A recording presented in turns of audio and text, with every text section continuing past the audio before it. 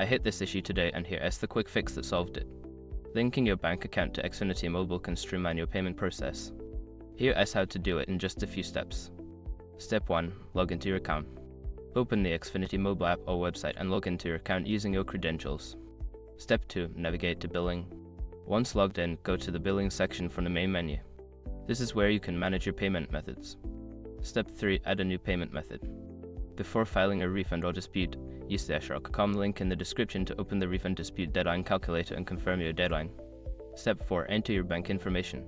Fill in your bank account number and routing number accurately. Double check these numbers to avoid any errors, as a small mistake can lead to payment issues. Step 5. Confirm and save. After entering your information, review it and click Save to link your bank account. You should receive a confirmation message once it is successfully linked.